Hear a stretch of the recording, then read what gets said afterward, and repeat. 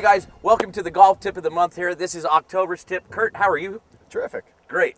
We've got a great tip for people today. People don't focus on putting. They think that's easy. It's not really easy, but you can make it easy for us. Absolutely. The idea of getting a putt to the hole is getting it on the straightest line possible, the most direct route.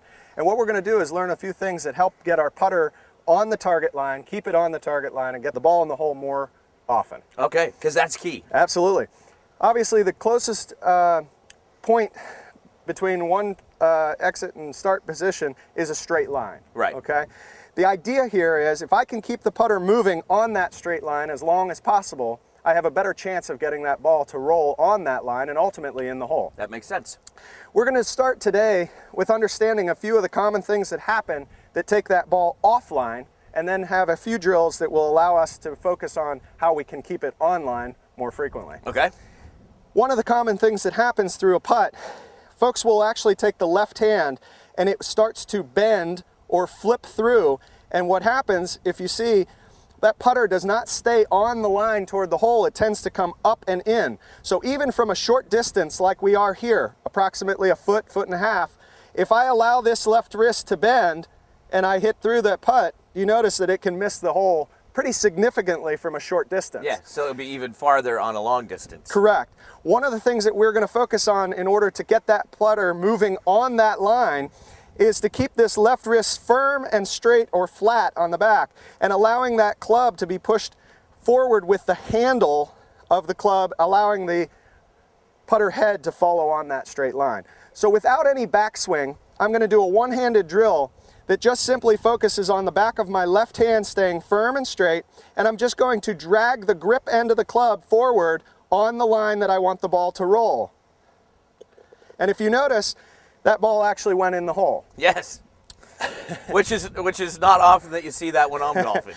What happens if we allow that wrist to flip or break or bend, even from a short distance, there's a chance that we could miss that putt.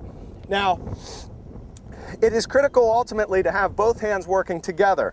The same is true from the right hand position. If I allow this putt to flip or bend and this grip end get closer to my wrist, there's a chance that that putter moving up and in would bring that putt across and miss that shot. What we want to focus on with the right hand is placing that putter down, keeping a triangle or a V, a space in between the putter grip and your right hand, almost enough to place a golf ball. And we're going to keep that putter grip forward of the club face as we push that club through the ball. Okay? Now the idea here is ultimately by combining a flat left wrist position and a forward position with the putter head on the right hand, we're going to combine both of those and allow that putter to stay on line longer. The idea here is to pull the putter with the grip end of the club and not the club head itself. If we allow the club head to get ahead of our hands, that putter is going to move up and in and oftentimes pull the putt or miss the putt to the left. So a few of these drills that we're going to work on are called one-handed drills. We're going to start by taking a very small backswing, keeping the left hand wrist firm, take that club back, and just simply push that ball into the hole. We're going to take a second golf ball, going to take the right hand on the club, focusing on keeping this grip away from the right forearm, and take a small backswing, push that club right into the ball. If you notice, the grip did not get closer to my wrist as I impacted the golf ball. Then I'm going to combine both of my hands, my left wrist, my right wrist, maintaining that same stroke, and put that ball into the hole. Very cool. So with a little bit of practice, by taking the parts individually and working on them and then combining them into the hole, we get a nice smooth stroke which allows the arms and the wrists to move without the wrists moving individually. Oftentimes you see a lot of folks that putt get very wrist action, and that is not a very consistent stroke. What we want to feel is the triangle from the arms and the shoulders right across here, moving back and through in a similar fashion. What we're trying to do ultimately is to get the ball to roll on our target line.